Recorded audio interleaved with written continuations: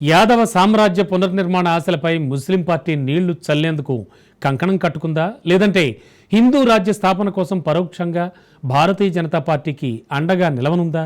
బీహార్ రాజకీయాల్లో పతంగి రెపరెపల ఆశలు సొంతంగా ఎదుగుతామనా? ప్రత్యర్థుల గెలుపోటములను ప్రభావితం చేసి తమ మార్క్ పాలిట్రిక్స్ చూపుదామనా? నవంబర్లో జరిగే బీహార్ ఎన్నికల్లో ఎంఐఎం పార్టీ ఎవరి ఓట్లను చీల్చనుంది?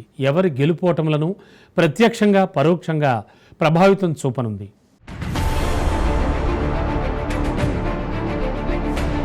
2020 బీహార్ అసెంబ్లీలో 5 స్థానాలు గెలిచి సత్తా చాటింది మజ్లిస్ పార్టీ. సీమాంచల్ ప్రాంతాల్లో ఆర్జేడీ కాంగ్రెస్ కూటమి మహాగఠబంధన్ కు రావాల్సిన ఓట్లను చీల్చి చావుదెబ్బ కొట్టగలిగింది.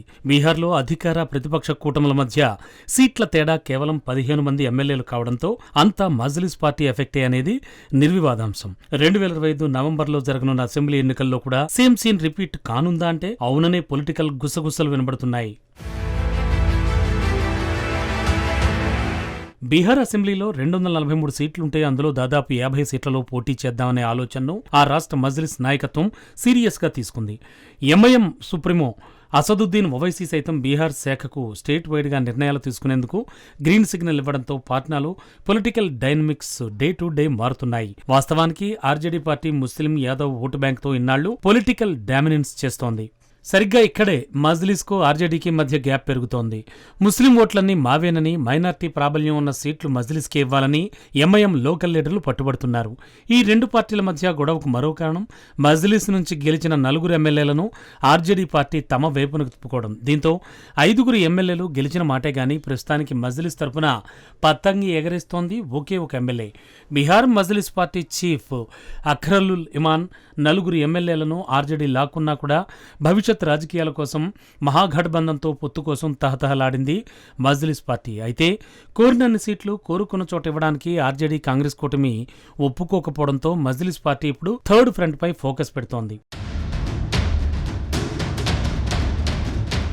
బీహార్ రాజకీయాల్లో కులం, మతం వంశం ప్రధానంగా ఓట్ల వర్షం కురిపిస్తూ వస్తోంది. గత ఎన్నికల్లో కూడా ముస్లిం ప్రాబల్యం అధికంగా ఉన్న సీమాంచల్లో 5 సీట్లు గెలిచి ఎంఐఎం పార్టీ మహాగఠబంధన్ కూటమిలోని కాంగ్రెస్ ఆర్జేడీ విజయావకాశాలను దెబ్బతీసింది. మహాగఠబంధన్ మజ్లిస్ మధ్య ఓట్లు చీలడంతో బీజేపీ సునాయాసంగా గెలవగలిగింది.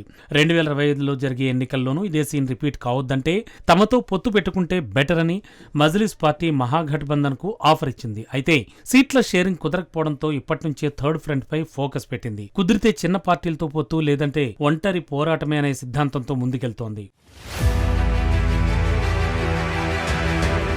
బీహార్ రాజకీయాల్లో ఇప్పుడు మజ్లిస్తో పాటు ప్రశాంత్ కిషోర్ జన సురక్ష పార్టీ మహాగఠబంధన్ కు నిద్ర పట్టకుండా చేస్తున్నాయి.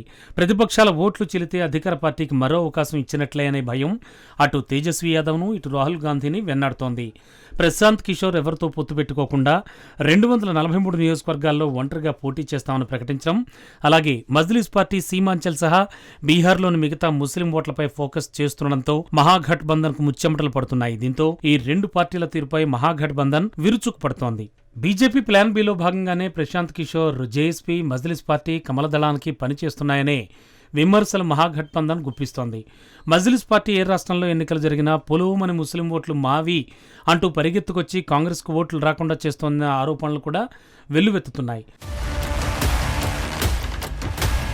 మజ్లిస్ పార్టీ బీజేపీని ప్రత్యర్థిగా చూపించి ఓట్లు దండుకుంటున్నా పరోక్షంగా పతంగి పార్టీ కమలదళానికి రహస్య స్నేహితుడనే విమర్శలకు ఆయా రాష్ట్రాల్లో ఓటం పాలైన పార్టీలన్నీ ఆరోపిస్తున్నాయి. కరుడుగట్టిన హిందూ ఓట్లు ఎలాగూ బీజేపీ వైపునే పోలరైజేషన్ అవుతాయని, మరోవైపు హిందూ వ్యతిరేక ఓటు బ్యాంక్ ముఖ్యంగా ముస్లిం జనాభా ఓట్లు సెక్యులర్ పార్టీలను చెప్పుకునే పార్టీల మధ్య తలా కొన్ని విడిపోయేలా మజ్లిస్ పార్టీ బీజేపీకి పరోక్ష సహకారం చేస్తోందనే విమర్శలు పొలిటికల్ సర్కిల్స్ లో వినబడుతున్నాయి.